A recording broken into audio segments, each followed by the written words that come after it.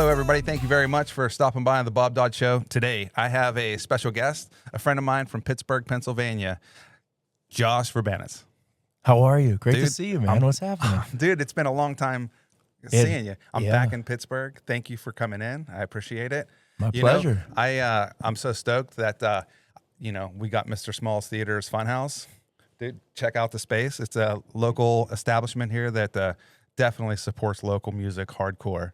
Liz and Mike and all those guys, they really help out. Look at how good on the wide shot this looks rad, man. We got all this cool ambient lighting. We got the bar back there. It looks like we're in a Frank Sinatra speakeasy. I like it. It's very classy. Yeah, I had a name drop, though, to get the space. I was like, I know Josh. They're like, $8 million. No, actually, dude, it was awesome. Like, they were just open up to, like, you have a podcast? Let me see if we have time. And then it was like, cool. And then I told him who was coming on. And, two guests aren't going to be able to make it to the podcast in Pittsburgh today here, but I am picking one of them up in their practice studio space. So you guys will get a chance to check that out. It's going to be cool atmosphere there too. Cool. But yeah, dude, you have been busy, I think, the whole entire time I know you. Your catalog of music. Oh, so Josh is a musician, by the way, and a very, very good musician. I first saw you when you were in the band The U. That's right. And literally going back over 20 years now, man. It seems funny to say, but over 20 years. I remember you playing the small little church basements and and all that stuff. And I have to tell you, dude, I was like, I didn't know how to take you at first. Like, I was like, this dude is just like, he's gonna crush the world, man. And like, you were so energetic. Your voice and your music, it was so fresh and so crisp and new to me that I was just like, man, this is really cool. And I was telling friends of mine that were playing with you, those days, I'm like, dude, who is this dude? And, they're just like, oh, it's Josh. Like, oh, it's nothing. I don't know what to say. I mean, the U was kind of the first, I guess, more like real band that I was in Pittsburgh. Yeah. It started as a high school band. Like, I was a couple years out of high school, and I had friends that were great musicians still at my high school. Shout out Plum High School. Oh. So when I would be home over breaks from college, I was studying film. I don't know if you know that, but I didn't know that. Yeah, no. You're sort of a master of audio video stuff. I went to school for 2 years to study film, and during that time, when I would come home over the summers, music was just kind of a hobby. Yeah. It was a release. It was just something to do with my friends from back home. I didn't really have anybody to play music with at school in Ithaca, upstate New York. So it was a very Pittsburgh thing. And then little by little, that band, The U, it got a little bit of attention. People started to come to shows. We started, had all these demos and recordings. You guys packed it, man. I remember I remember coming to the shows and just like everybody that you would want to see at a show to hang out with was there. I remember that. I remember saying, like, I don't care who's playing. I'm going to go and hang out because these people are going to be there. And then that's like how I saw you guys. And then every time I'm like, yeah, I'm going to go see the U, or like, and then when you transitioned or when you turned into a meeting of important people, I was like, dude, I'm just going to go because you're so good. And back in Pittsburgh, there was a ton of good music artists back then, And we're lucky, man. We really are lucky. So it was really like a matter of like, who did you want to go see or what did you want to go do, And if it wasn't for people like you and the other bands that were in that time, there wouldn't have been a scene, I don't think. You guys really created it, just like all scenes create themselves, basically. But, man, you guys were a big, big pull. Well, I remember there being a couple communities. The U, we have really good mutual friends, School of Athens, this great band. Pittsburgh band. I still have you in my phone as Bob SOA from like, and I don't do that out of like disrespect, but just because that's to me the funniest way is to like leave my phone in the way it was from 20 years. So we knew each other really from School of Athens. You guys, you being from there, neck of the woods, and us playing with them a lot. And then I remember the meeting of important people kind of era for us. We were the offshoot of a band called Ohio, which was almost like a totally different community a few years later. This is, if you're not from Pittsburgh, this is probably boring stuff, but no, everybody loves this. Everybody loves this. And remember, this is a chance to get to know you a little bit. So, dude, I remember Ohio, but please continue.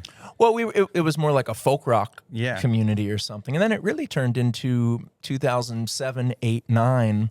I don't want to sound like I'm living in the past, but it was a great, for me, heyday. It was like our little CBGB's community where we knew, like you said, like 50 or 75 of these friends and this community would always kind of be at a show. And so always small regional thing for sure, man, but a huge part of my life. It's really how I met most of my friends, right? As an adult to this day, the people that I am in business with and the people that I work with, and a lot of our community still kind of came from that era. So, cool. I love those bands, the U, Ohio, and the band that I'm in as a grown-up meeting of important people, yeah. Yeah, so being a young Josh, playing the guitar just to relieve some stress, just to hang out and play around, you then start the U with your buddies.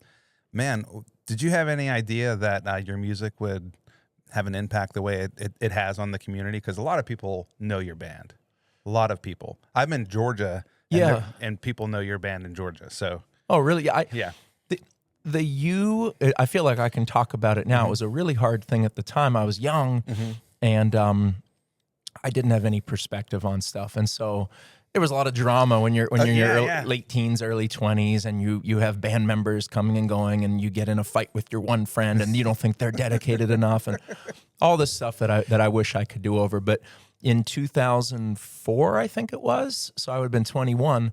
The U, that version of the band, which was me and Woody and Adam, who are really well known in Pittsburgh and beyond, and great friends to this day. Crazy musicians too, good musicians. Woody. Rich K. Wood, shout out. Woody is hands down the best musician like anybody that I've ever met. And I don't mean like he can play jazz. He's mostly a drummer, plays bass, he plays guitar, he understands music. And just when he came into my life, it just felt like, oh my gosh, I've never met somebody like this. So but we were really lucky, man. It was the end of the kind of analog era, like actual record labels still in 2003, 4 that were investing in indie bands. There was that giant The band boom, the Strokes, the Hives, the Vines. We were playing kind of that stuff, like garage pop stuff, almost like little pop punk stuff too. And we got a record deal. There was an A&R guy was breaking off from a major label and forming his own boutique label. And it always happens that way. Yeah, sure. And again, being young, this guy was doing kind of a cross-country tour, going to different major cities. I guess Pittsburgh is a major city. And we kind of bluffed our way into an audition. And it was like out of a movie, man. We played a couple of what we thought were our best songs.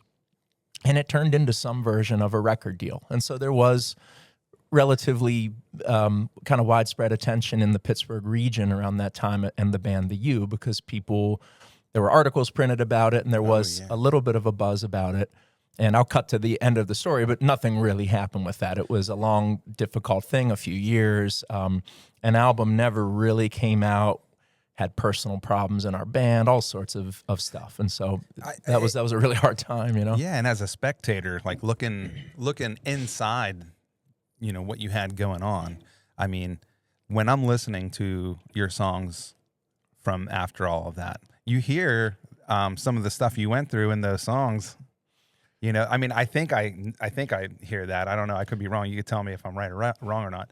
But yeah, like, I mean, you talk about, you know, becoming a music like star and things like that in your music, and it's such a fun way, and it's amazing how you're able to like write and put these like really cool riffs, really cool pop sounding, you know, riffs and music and all.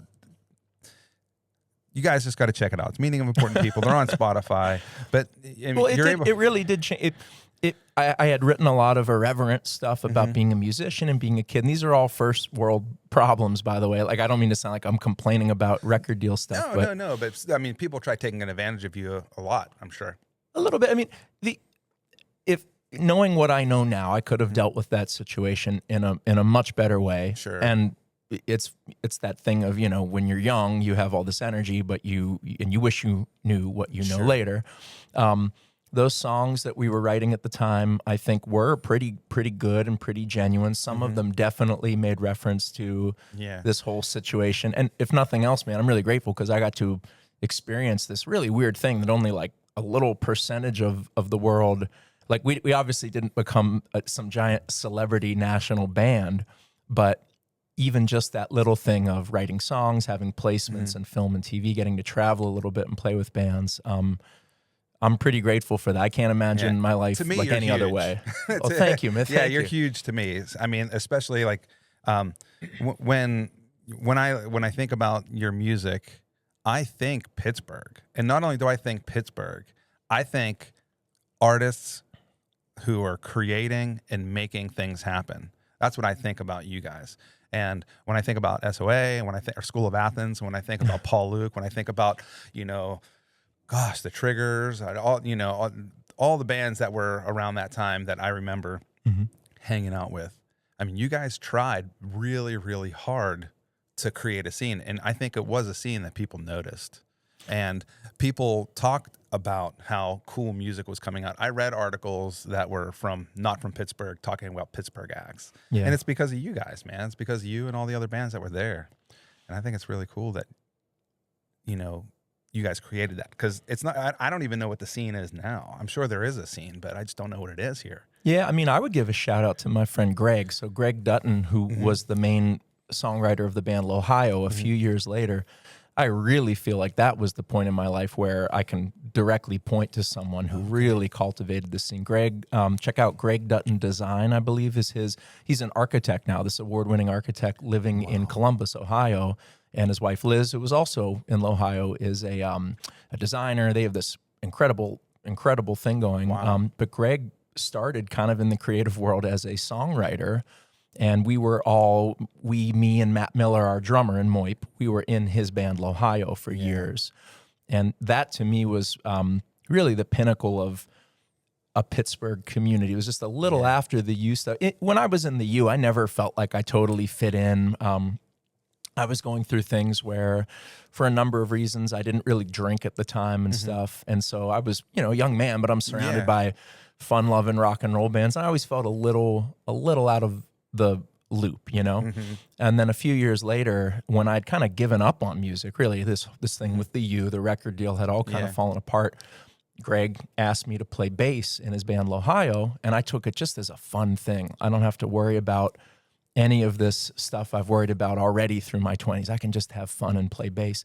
And it's that classic thing, like when you let go, that's when great things happen. So Greg was so good at getting motivating people, other artists, not even just folk rock bands, but it was this great community of some garage rock stuff, some pop stuff, and some folk rock bands. And so even though everybody was a different genre, we would play events together because there was a focus on songwriting and community and stuff. So shout out to Greg, big time.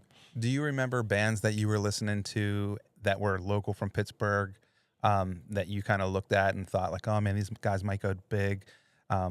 There was a couple bands that I thought would be going big. There was New Invisible Joy. They were around, and I was like, oh, that's a really good band. They should go. But I don't think anything really ever happened with those guys either. But there's a lot of bands that I thought would have, kind of moved on. But I don't know. Yeah, so New Invisible Joy, they play again now, and they're a little older than even me, but they really did have a huge thing going on, and they were definitely, I think, from the very end of that analog era. They had like a manager and had their stuff together for sure. Again, I think that we're all kind of in, and I guess I would put myself there, this kind of like, we're not like in the 1%, but we're maybe in the 3%. Like we've gotten to some level of playing regionally. New Invisible Joy was certainly more established than us. They would draw hundreds of people, at any time.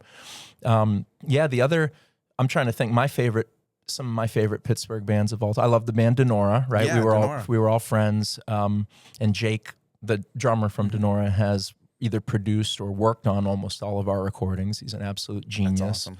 They've had great success, placements in big film and TV, and just huge shows. And New Invisible Joy definitely for sure kind of fits in that category too. Yeah. Yeah. I just remember a lot of like punk bands were also kind of big back then too.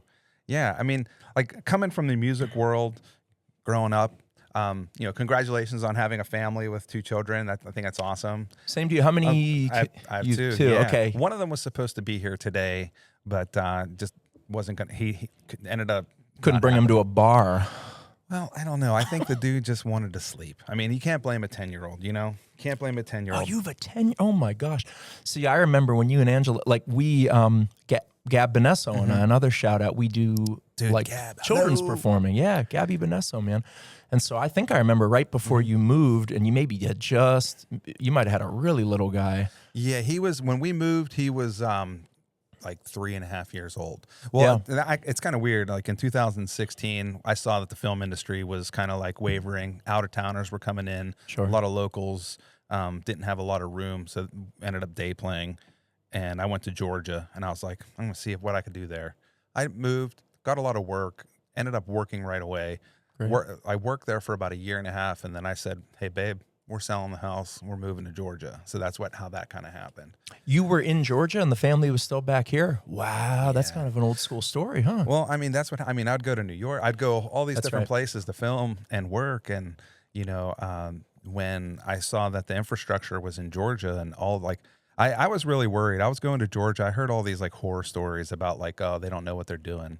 Turns out, man, they are real good. What are some things that are shot in Georgia that I would know that the viewers would know or have seen that? I mean, literally most of the things that were shot there, like The Walking Dead was really, really big. That's right. Steel Magnolias is shot there. I think it's another TV show. Sylvester Stallone's, what's it called? He has a TV show. It sucks. I don't know all the shows that are happening there. Yeah. But I mean, I just filmed. Well, I say just, but last movie I worked on was Superman. We went to Ohio. We worked in Cleveland. We worked in Columbus. We worked in Cincinnati. Too cool. Yeah. Yeah. And then like before that, it was like bouncing off of a show here and there. And then I worked on Electric State. Awesome. So yeah, Awesome. And I'm no longer gripping, so it's like I'm on the Teamster side of things now, so I get to see a different side of the production. So that's pretty cool too. I should have brought my envelope to pay you off or something. I have to give you like your tithe. You know, it's when you think about the film industry, it's awesome. The film industry's awesome. I wish I could say that I am working now in it, but unfortunately. Production houses and basically all the studios saying we're too expensive, so they're going overseas. So I've been trying to do other ways to make money and things like that. This production company that my wife owns, Pinbox Productions. I work, I set up, I do all the stuff for when we go to, whatever business car dealership, cool. Massage parlor, she whatever. Had a cool blog. Was it Rocca Family, right? For a while. Yeah. Oh, that's cool that you remember that. That's I do remember. Too. Yeah. Yeah. She helps me out in everything. So, like you, I mean, like my wife is like I don't know, man. She holds things together a lot. Sure, yeah. And having the 2 kids, man, that really puts things in perspective. And I could have still worked in the film industry, but the fact of the matter, traveling is something I want to slow down on. It's brutal. Yeah, it's brutal. So yeah, I'm glad to see you here, man. Where do you stay when you're here in Pittsburgh? What's your McDonald? Yeah. Yeah. Okay. Cool. All the way at McDonald in the sticks near the cows and and horses. Great. But it's fun out there, I want to talk about your real estate business, dude. You're like doing really well with the real estate stuff. Yeah, like, this isn't very rock and roll. I would have won my... No. Remember, this is about you, man. Like I find you very interesting. A person that is of your stature, musician, and you're doing real estate. Well, to me, I always had both sides of the brain. Even you kind of mentioned you said, you guys worked really hard. And the truth is, I did work really hard at the and at Meeting of, and I still do, Meeting of Important People and Josh and Gab, which is our like kind of school program team. We'll get into that a little bit later. Yeah. So I loved being in Pittsburgh. I already felt like I've had this network of people that I know and that I trust, and it's affordable to live here. There were opportunities to go other places, and we always stayed here. And the real estate thing came along because the bass player in Meeting of Important People, Aaron Bubenheim, shout out to Aaron. To me, the mastermind of this stuff. Just from in our 20s, we needed places to rehearse and to practice, and everybody's living in apartments, right? So little by little, we bought our own homes. They were not beautiful homes; they were just little affordable, mid 2000, 2007, 2008 Pittsburgh houses, $60,000. We had little jobs, so we could get mortgages. I had a day job working for the Carnegie Museums at the time. And so we had a W-2, and we, little by little, we invested in these homes, just mostly so we had somewhere to leave our equipment and practice and rehearse. And as we fixed those homes up and learned a bit more about renovations and stuff, Aaron embarked on this really legit career as a property person in Pittsburgh, a real estate agent, as a property manager, helping people with rentals, helping owners who own rentals. And we, I kind of followed suit. My wife and I bought a little vacation cottage in the Poconos maybe 5 or 6 years ago, which we fixed up as an Airbnb. And I'd learned so much that it turned into an opportunity to do real estate stuff. Almost half of my time is spent doing real estate stuff. And it really has blown up. We help a lot of artists and musicians in town. I've helped maybe 4 or 5 drummers just in the last 2 years. So we help a lot of artists and musicians find their first properties or learn to invest in property. And we represent everyone from seasoned, sellers to first-time buyers. It's been an amazing journey. So that's Duck Hollow Realty. It's a little family-owned. Aaron and his wife, Pam, who's our broker of record. Check out duckhollowrealty.com in Allegheny County or anywhere in Pennsylvania, really. Well, like one of the things, I mean, this is adult talk. This isn't like, rock and roll talk. But a lot of people think about like what they want to do. And I know a lot of people that would like to be a realtor. They find excitement in that. Not only that, you're not doing the same thing over and over again. I mean, you're going to a home or whatever, but it's always a different atmosphere. It's always a different, product. It's always a different customer, always a new hurdle to jump or problem to fix or solve.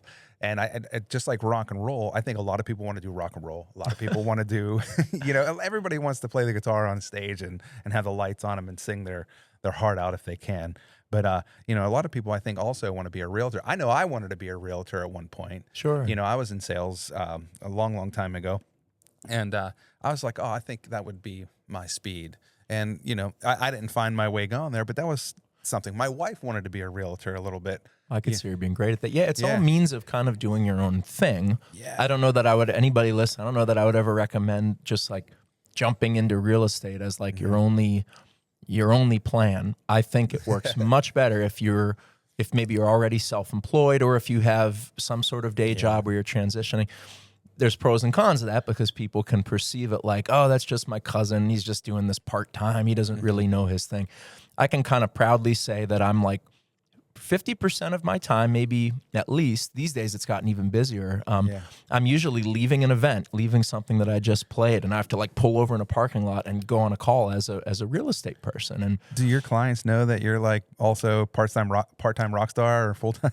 Sometimes it feels inappropriate to even talk. Like they might, look, obviously people might take me less seriously if they think this is just some like musician guy who's looking for what they might perceive as some easy thing. So sometimes I keep that separate. It's almost like you mentioned Superman. That's my Clark Kent, my alter ego, But I think we've done a good job of kind of branding our new real estate group as we frankly know how to help creative people with creative forms of income, right? Contract people who don't have traditional jobs. We've been really good at helping them through these hoops, man. Well, when you branch out, I know my wife and we don't have any like serious thoughts about coming back to Pittsburgh anytime soon, but we'll reach out if we do decide to do something like that. I think we might move somewhere different. We're trying to find some property in the woods. Oh, I like that. Okay, you want your own well? You're going to do well water out there? What do you think? Well water, love it. I mean, that's kind of the thing. We were looking at some Well, I should say I was looking at property in Tennessee. So we were looking in Tennessee, cool. And it's like. What do you do? Because it's literally a standalone little situation, and anything you want to anything you want to do repair wise, it's an hour and a half drive into the woods, and you got to pay that hour and a half drive to all the electric folks and plumber folks. Oh, that's really rural. I thought you were talking like Butler County rural. You're talking like really rural. Yeah, we rural. Rural.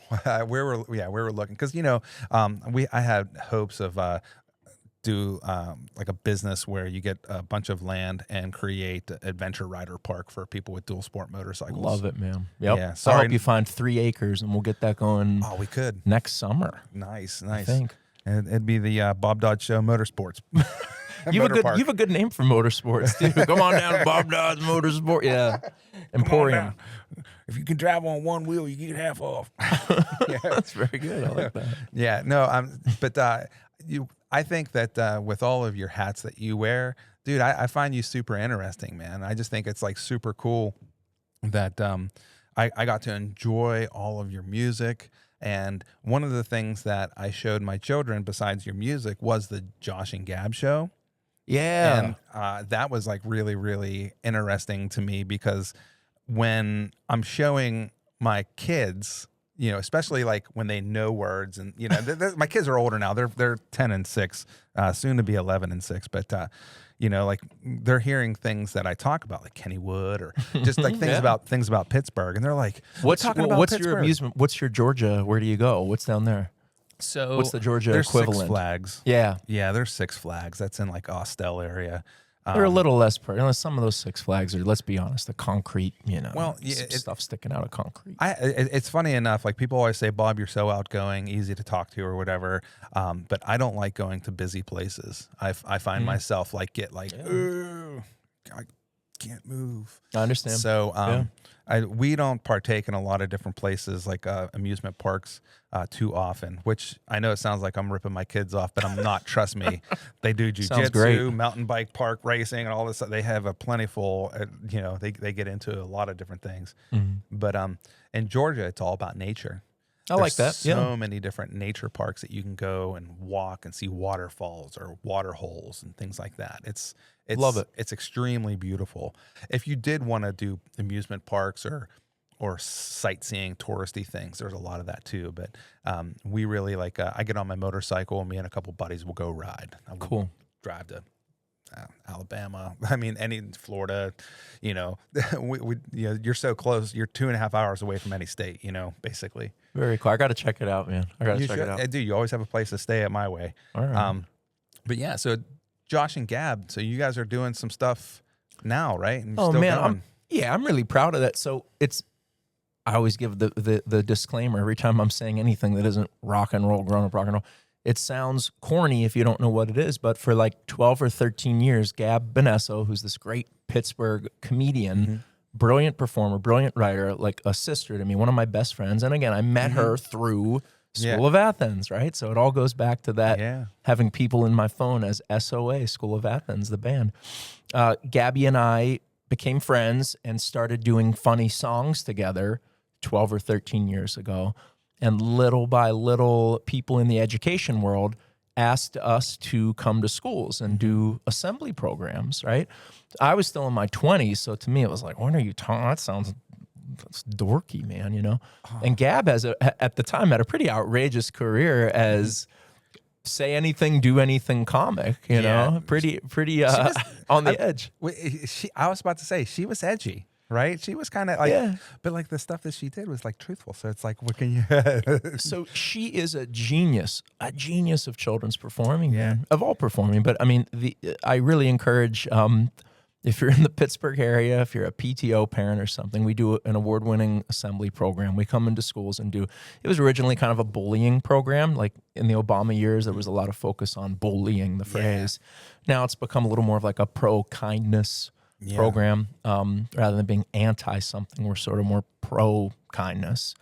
And we do positive behavior assemblies, reading assemblies, general, just, you know, kickoff celebrations. And we have this business where usually maybe 2 days a week, we'll sometimes 3 travel to schools and do live assembly programs for 500 or 600 kids. Yeah, dude, that is rock and roll. That is rock. Dude. I've played for so many more people in that way than any other thing I've ever done. Because in 1 week we'll play to literally 2,000 people. Yeah, I understand they're kids, they're elementary kids or middle school kids, but they still rock and get into it. Though. Gabby plays drums. We it's like a Muppet show, man. It's like an old vaudeville show. She runs out and does interaction. She does incredible storytelling. I'm kind of more the band leader. We throw quips off of one another, and we wrap it up in the school's curriculum. So we use their buzz phrases, whatever their curriculum, their acronym, positive behavior acronym might be. So yeah, joshandgab.com, man. We travel. We've been to 10 states. We've been to Mexico. We played a children's festival in Monterrey, Mexico years ago. Oh, dude. So we've been all over. I think you need to go to Georgia for sure. You need to come. I'll help set you guys up with a place to stay right in where I live in Noonan. Cool. There's nice like bed and breakfasts right into the town square. Cool. I'll make sure you get a nice spot. And their schools there are really cool too. Yeah, they're good schools down there. We kind of work all over. We go to more, urban areas. We go to literal rural schools where kids, they're hours away from, maybe they drove to see the Eras tour, like their parents took them to one real concert, but in many cases it's the first kind of concert they've ever seen, and they're seeing Gab, female comedian, run around screaming into a microphone. It's like, it's unlocking core memories, we realize. It's very entertaining. I remember when I took my nephews to see one of your shows, and I don't know if you even know this, but so this was in Mount Lebanon, and you guys were playing a little show in Mount Lebanon. Mm-hmm. And matter of fact, I don't know if I think Gab was there. I can't remember, but my nephew Cody, if you're listening out there, you probably remember this. Shout out Cody. He had to go to the bathroom. He was real young, probably 3 or 4. I don't know. He had to go to the bathroom so bad that he ran out of the park area where you guys were doing your show and peed on a tree in front of everybody. And I'm like, oh no, Josh is going to be so upset. Oh yeah. I'm like, we don't tolerate that kind of behavior. That might have been Moit, man. I remember we played a Mount Lebanon street show right at a little park on the main drag on West Liberty or whatever it is. No, this was a show you had like in Mount Lebanon Park. That's probably me and Gab. We filmed a thing there. Was it? We filmed a WQED, like a PBS. It could have been that public service. It could have been that. Yeah, I mean, like the fact that he peed on the tree and was like running around with his pants halfway down his legs. I don't remember that, but I'll take your word. A lot of people noticed. A lot of people, but I was just like, oh, that's my nephew. He had to go real bad. Sorry. But yeah, man, that's so cool. If somebody wanted to get in touch with you for the Josh and Gab Show, how would they do that? Yeah, our website is joshandgab.com, or if you go on YouTube, just Google Josh and Gab. We have all kinds of songs out. We're going to put out a little compilation album this fall to kind of coincide with fall school shows, which will be on Spotify. Everything, all the recordings that we've made over the years will be in one place. Oh, dude, Jackrabbit's something we still pop in the van when we're coming to Pittsburgh, dude. That's what I'll be known for. Man. My tombstone will probably say this person wrote the Jackrabbit song, because we play. If people don't know, there's a roller coaster in Kennywood, our hometown amusement park. Everything's Pittsburgh, called the Jackrabbit. It's like a 1920 roller coaster, and we have a song that just became like a hit regional song about a fight that happens at the Jackrabbit. 2 kids that are planning to have a fight at their Kennywood picnic day. So I can't give the ending away. Who hadn't been in that position? I think every kid has been in that position. Because it's like the Wild West, man. Kennywood Day for us growing up in the 90s was really the only place that you went where you'd see people from your school, where you might be even, when you're 11 and 12, you're already kind of walking around Kennywood with your friends, and your parents only meet you every couple hours. Yeah, meet at the carousel. So it was kind of like the Wild West, and there'd be kids from other schools. It was real scary, man. Oh, they're from Penn Hills, man. Oh, dude. But Plum, you guys were tough. We were not. And this was an inter-school fight. It was a civil war, if you will. It was just plum on plum. So, but anyway, it's a fictional song. Didn't really happen. Although it's still a really good song, and it tells a very important story, that you guys should check it out. It's on Spotify. Yeah, the song is 9 o'clock behind the Jackrabbit. Yeah, 9 o'clock behind the Jackrabbit.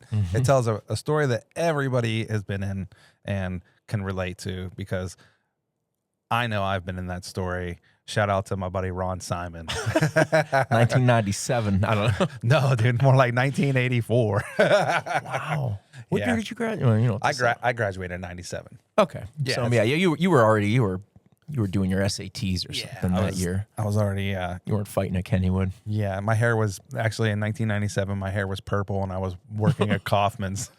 Which Kaufman's? Ross Park. Oh, that's like my. Oh, that's my My grandmother worked at, do you know Dorothy Verbanets? She worked at the cosmetics counter in that era, I think. I didn't. I worked in Nautica. Okay. They put me in Nautica because at the time when I got hired, my hair was like a blonde. And I always had these and the one guy was like, I'm just going to put you with Nautica. All their clothes are colorful. And you're like the Dennis Rodman of the Nautica department. I'm like, all right, cool, man. And I remember calling, people in the suits department. And I was like, hey, this is like Ricky. This is Ricky from security. I need you to do me a favor. And they're like, yeah. I'm like, put both your hands up. Do this at the counter. I love Ross Park. That's still our mall, man. It's and it's thriving in an era. My mall was the Monroeville Mall growing up, which if you're a horror film fan, Dawn of the Dead, the 70s George Romero movie, was filmed at my mall growing up, Monroeville Mall. And I don't think it's controversial to say that mall is not looking great. I was there the other day and it was a little depressing, Yeah, but Ross Park's doing okay. Ross Park is great. That's my mall now, where I live now. My parents live in Sheridan. I don't know if you're familiar with Sheridan. It's like right below Elliott, right above Esplin, right above McKees Rocks. It is rough. It is real rough. We listed a beautiful house in Sheridan. It was on this beautiful street, I think, called Ashland. That's one of the nicer streets. It was gorgeous, man. It was this family home going back 100 years, and it bordered Sheridan Park. Yeah. And I had that preconceived notion of, oh man, this is gonna be a tough one. Maybe this is a tough area. This is where you're from, right? So I'm not talking out of school. Yeah, no. I'm not you're good. consulting. And people loved it. People, there was like lines of people that wanted to bid for this house and live as a family in Sheridan, man. So I thought that was a good sign. Yeah.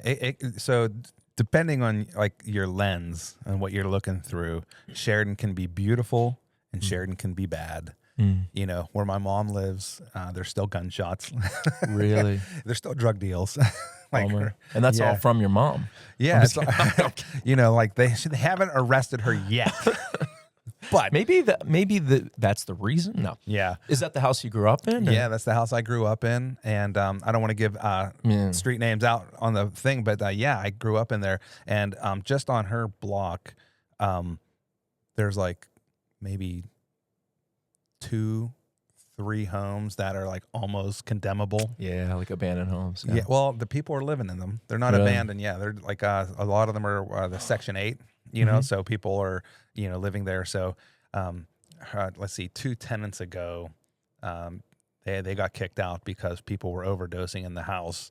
So they got these like new people that came in, and they seem to be, at least keeping clean and keeping the noise down. They got 2 little kids. So, cool, we know that the riffraff right next door isn't there, but the house across the street from her is falling in. And, every so often you'll get, like you'll hear noises and you're like, is it going to fall yet?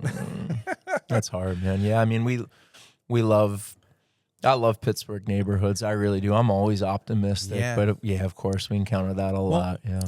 If you're in Sheridan, I can tell you this much. If you're trying to buy a house in Sheridan, this is real estate off-market advice. One of the things that you can go into one of those homes and you'll know, like they always talk about the bones being good. Yeah. You're going to realize that the craftsmanship that are in those homes, you're not going to ever get that again. Yep. The bones are pretty good. So if you don't mind spending the money, like cleaning things up and refurbishing things, you're never going to get that again. Like in those older homes, like you're not going to get it. So Crafton, Sheridan, Elliott, a lot of craftsmanship are in those homes. For sure. Yeah. Those are like some of the original suburbs. Isn't it funny when you see what was the suburbs, right? Dude, like just a few miles outside of the city of Pittsburgh, long before we developed Murraysville, you know what I mean? Oh, man. They're like you said, just to imagine if this was like a doctor and a lawyer and they had, 8 kids or whatever, all these beautiful kind of Victorian area places that are now multi-units. Yeah. Imagine those. That's a giant row of them that used to just be people's houses, man, like owner-occupants. And they had to be there because they were the doctor that came to your house. Right, that's exactly right. A doctor on every street. Yeah, I mean, on Allendale Street, I remember, this is still, I guess, 20 years ago, I guess. My car got shot up. Ooh. Yeah, it was, my mother was borrowing my car, and they were parked in front of my aunt's place, and they got shot up. And I remember the conversations that were going on after that, because my mom was like, "I'm sorry about your car. That area is like not great." And I'm like, "Well, there's nothing you can do, Mom. Like, why would you be upset with the car getting shot up? You didn't shoot it. Like, whatever." That's what you think. Yeah, I mean, gosh, I wish she would get a real job. But what do you mean? It was just somebody was just messing around using it as like target practice, or it was in the way of actually some kind of real violent thing? Yeah, drug deal gone bad. Ouch, man. And like on the front, they call it the front street in Sheridan. The drug deal gone bad. Somebody didn't pay somebody, or somebody took something for something. Gunfire, car violence. So they were trying to shoot somebody else's car getting away, and they ended up shooting that car that ran into my car. Then they shot my car. So my mom, was like, I remember. Because it was Ralph's Pharmacy that was like right at the corner there, right next to Joe Perry's gas station. And that was like my hangout when I was a young kid. Like I would go to that Ralph's Pharmacy to get penny candy. Yeah, totally. And, like look at comic books or whatever, like see the toys that they had there. And I would go there to buy my mom cigarettes. And, and like I would also go there if I was sick. I would go there with my mom to get my medicine because it was a pharmacy. So you just walk down unattended as an elementary school kid and do your thing, right? Oh, dude, yeah, with like $4 in my pocket to buy, Bench and Hedges 100 and a couple the 80s, man, dude, and a couple, I don't know, a candy bar and some fishies or whatever.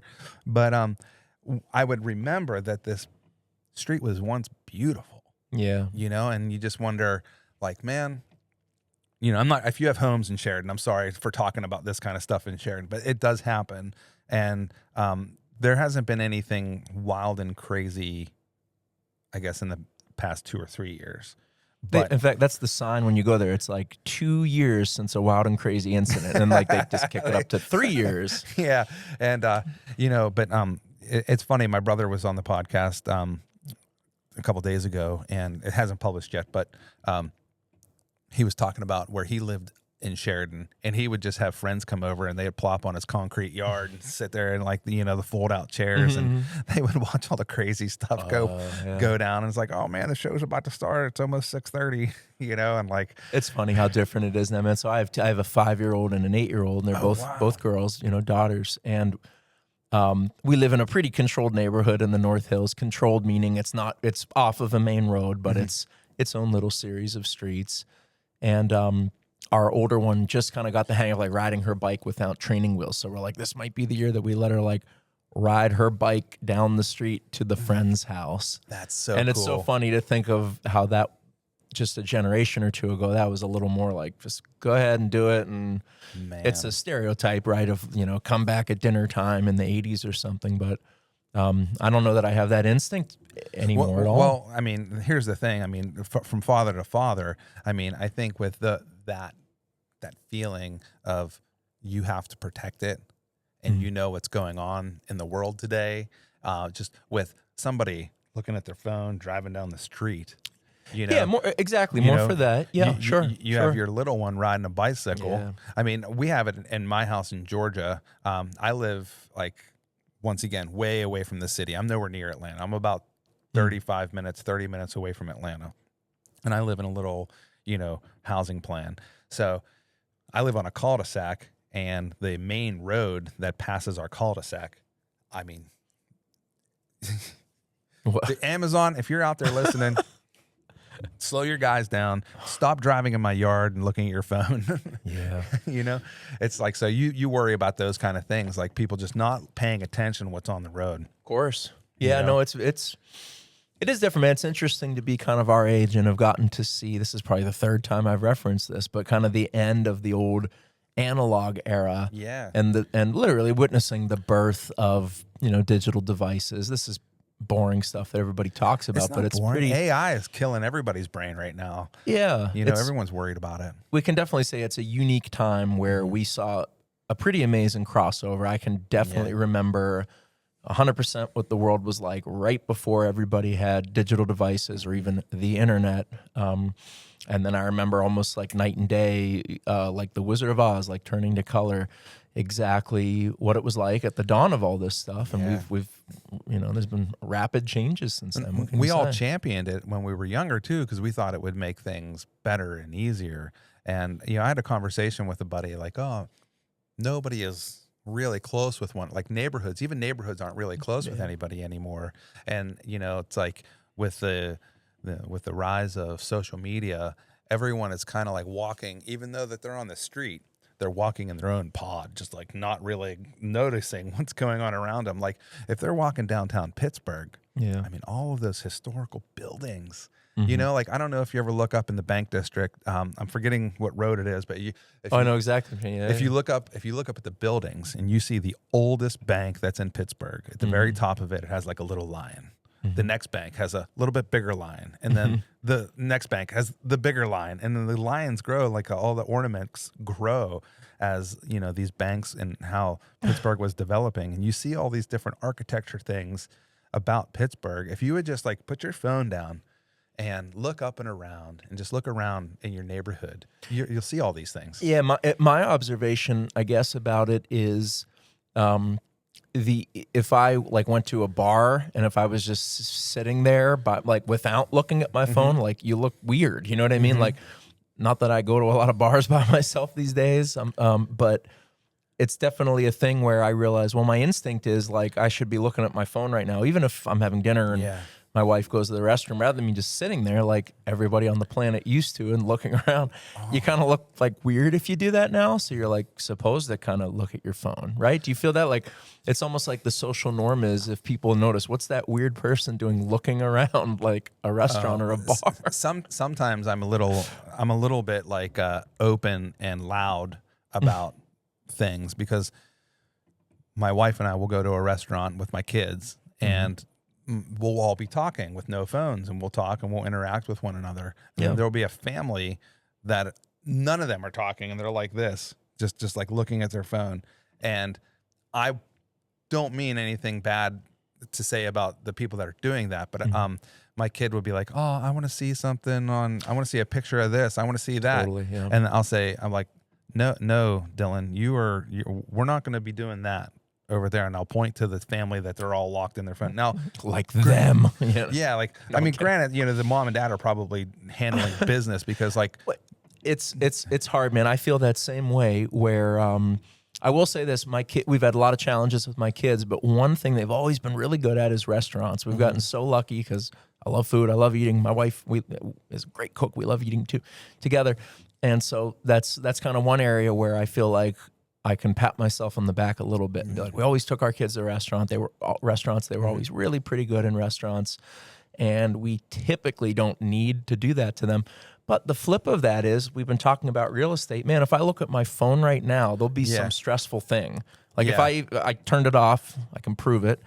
But if when I turn it on, man, there's going to be some stressful message about a house or a client or a loan, or when we were doing our own Airbnb, the heat stopping working at the Airbnb. Oh yeah. And so it's really hard for me because as much as I want to model to my kids, like let's have face-to-face interactions, a lot of just being able to pay the bills and keep the lights on, I have to like look at my phone. And another thing I should say about real estate for anybody who's thinking about it is it's a really hard gig in that there have been multiple times where if I didn't answer the phone in that exact moment and kind of say the right thing, it would have definitely translated into us not being able to pay the bills in 3 months because a deal would have fallen apart or something. And so there really is this element of it's very hard to divorce yourself from your devices if you're doing real estate stuff. And also with music stuff, for years I've been like, I wish I could get off of social media. Like I can recognize how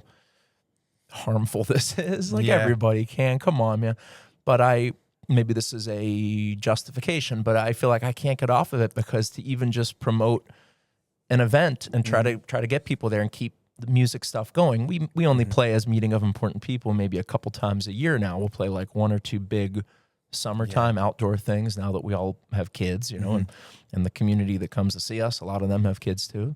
And we'll do maybe one wintertime thing in a theater indoors, more like a bar show. Everybody can party and get babysitters and stuff. But without being on social media, I wouldn't really have a way to keep promoting that stuff or just keep any kind of engagement. So, well, we're forced now to be on it. I mean, I mean, like, you have to pay your bills on it. You have to, I mean, you yourself, you said it, where you have to pick up that phone call, because if you don't answer that phone, then, because like, that's one of the things when I asked you to be on and you said yes, I knew that there was going to be a point where either you're going to keep your phone on or turn your phone off. And I was just sitting there thinking to myself, well, if he's doing realtor, because like realtors, they work 24 hours a day. There's no off time. Every second and moment of the day is work, unfortunately, for a realtor. So, it's fun. We work around the clock and I only take a couple clients a quarter, really. So I really try to give them a lot of time. Let's play a game. What I'm going to do is I'm going to turn my phone on. Okay, we'll see if there was, I don't know how long we've been talking now, maybe half hour, 45 minutes or for something. every text message, you have to put a piece of gum in your mouth. And this will just be, look, and it's a Friday right now, right? So hopefully there isn't anything but once it boots up, I'll look at it and I'll be like, okay, well, here's a good example. Yeah. Blah, blah, blah is happening. But hopefully not. And if there's not, I'm taking my kids to the pool this afternoon. Oh, that's so cool. Wouldn't that be nice? Yeah. Dude, my kids just went swimming yesterday in my sister's pool in Robinson. Oh, yeah. And the water was freezing cold. It's been rough here. Been rough the last weeks. Yeah. Oh, my gosh. And they're swimming and this dark cloud is coming over. And it literally looks like... it looks like some kind of like hell is we've had straight up monsoon, and that also plays into property stuff because we're listing old homes. Yeah, what happens in old basements. So there's been a lot of me biting my fingernails when I know we have a tour at a property when we're representing a home. Yeah. And it has an older and in Pittsburgh, it's like every basement from prior to the 1990s. It's gonna have some water. It's gonna have a little bit of water. They never. Like my wife and I, we live in the guts of our house are this like 1880s farmhouse kind of thing. And so our basement was not in any way designed to be a dry basement. They literally, in the old floor, they've cut these like grooves to allow water to come from the storm doors, like the Wizard of Oz doors. Yeah, before Second Wizard of Oz reference. Yeah, so it was just supposed to collect in a pit. We have this... It's now a modern sump pump, but the origin of it is it looks like a well in our basement. Yeah. It drops down 5 feet, and it just collects water. Yeah. And so when we had a bunch of terrible storms in the spring and our power goes out, there is a battery in this sump pump, but after... Okay, wait, let's see if we got anything. Drum roll, please. Okay, it's not bad. It's just somebody asking for a virtual tour option or a video of a property we're listing. Okay. Nice. That doesn't have to happen today. I'm good. Good. Well, I'm happy that you. Yes, I'm glad you don't have to go do extra work. That's for sure. The virtual tour. I'm kidding because this is all fun, man. Well, I don't mean But. Well, no, that's another thing too. Being a real estate agent. I mean, I sold cars at one point in my life. I also sold Oriental rugs. But the thing is, it's really strange. Like I would get into the groove of doing the sales and talking to people, and I would forget that it's a job. And I'm like, oh, I'm actually kind of having fun at this, Completely. And then you forget that, like, oh, yeah, they can still say no. There's a sales element to what we do. But again, I really want to stress, like, we're not a giant corporate brokerage. We definitely try to be selective with our clients and actually really help them. And I can honestly say, man, I'm not an expert in anything, but I do think me, Aaron, our property group does have a knack for just actually being able to help people. I can actually say had I not helped walk someone through this idea for this big part of their life, their home, something bad would have happened if I wasn't there to help them with that. So that's kind of where I leave it. Yeah, but if you listen to Josh's music, you hear the earnest and the honesty in your music. So I think that just goes along with your nature. You as a musician really expose a lot of you without, it's artful and it's not descriptive to a point, but like you're really exposing yourself, and that is you. And I think that when you listen to your music, I just hear nothing but honesty. And I look at that and I think, yeah, I would love to have, that's why I thought it was strange. I shouldn't say I think it's strange, but the fact that you're not saying I am who I am with this band because someone might not take you serious. I don't know, dude. If I was moving to Pittsburgh, I would want you to be my realtor. Well, There's very different kinds of people, man. If you're someone who lives in Squirrel, if you own a $3 million home in Squirrel Hill, I think you want to think that your agent is the top cutthroat agent, and that some guy who plays music, that doesn't fit into that. Okay. Not everybody, and I don't mean to talk down on myself. This is just a thing we've witnessed, right? It's really hard to crack that community of of wealth, right? Like folks that are genuinely wealthy and have really beautiful multi-million-dollar properties. There's a pretty obvious network of the real estate agents that they work with, and they're not me. Spoiler alert. But we're not really trying to do, that's a little bit of a different idea. If that opportunity came by, you wouldn't say no. I don't think there's a job too big or too small for you. I think that you would help whoever came your way. Oh, we definitely have. I just mean in terms of like the first person that you think of, probably not going to be the guy that's singing with the guitar at Brillo Box, But I don't know. I'm not a super wealthy person, so maybe I'm projecting. I don't know. When I was selling Oriental rugs, those people, maybe they did know about me. I don't know, but I don't know, man. I remember we had a wine and cheese night, and there's all these millionaires walking around this design facility in Pittsburgh, and all these like top rated, home decor designers are walking around, and all I was supposed to be there for was just to like flip rugs if people wanted to see them. Maybe go grab a couple glasses of wine. What's the thread count? Yeah. Well, me and my buddy Tony, we drank a lot of the wine, and I was I was buzzed, and I'm like, cheese bitches in front of all these like millionaire people, and dude, like, they're like, I like your candor, sir. Yes, it did not turn out bad. Oh no, sure, but we're all the same, man. I didn't mean in any way to say like these are. I just mean if I'm seeming humble about the home sale stuff, it's we've definitely aligned it more family owned. Helping a lot of creatives and artists and musicians too. Yeah, I find that very cool. In the future, for Meeting of Important People, do you have any shows coming up here in July? In July, we do. We're playing. There's a WYEP. Ironically, I think maybe at this Mount Lebanon Park that you're thinking of. We're doing it's like a neighborhood concert series sponsored by YEP. I think it's Friday, July 20. Oh, nice. Hold on. Friday, July 25th in Mount Lebanon at one of the parks right on the main drag on West Liberty. Oh, perfect. Is that what the road is called? I think so. Anyway, wyep.org has all the details for that. And we're playing a full band show outdoors. Awesome. Shout out to WYP, always supporting our local acts here in Pittsburgh, Well, cool, dude. I want to thank you so much for coming in, man. I feel like you breaking away and giving me, all this time. Man, I'm so thankful, man, because if it wasn't for folks like you and like SOA and like Paul and Triggered and all, man, I don't know. I would wonder if like what I would be listening to, and I feel like I have a history that I can share with my kids. Cool. So it creates a nice story for me, and I dig it a lot. Well, I'm happy to see you face to face, man. It's been too long. It has been. Well, I've always kept in the shadows. I always tried to like stay behind the camera. But now with Pinbox Productions is like helping people make videos and stuff like that. We have to let people know what we could do for them. So, and here it is. You're seeing it before your very eyes, man. I'm honored. It's a joy to see. It really is. Yeah. Thank you for having me. I want to shout out to Mr. Small's Theater. Thank you so much for giving us your Funhouse to, they could have said no, but they were so obliged and happy, and they wanted to make sure that we were comfortable here. And, I don't necessarily know if they know how big of a deal this is, but man, thank you for Mr. Smalls for coming out, man. Appreciate it so much. Smalls is great. We love you, Mr. Smalls, and the whole community of Mr. Smalls. Yeah, Millvale. Shout out to Millvale. Mm-hmm. We love you guys too, man. Thank you for all the coffee and the breakfast I ate this morning. It was awesome.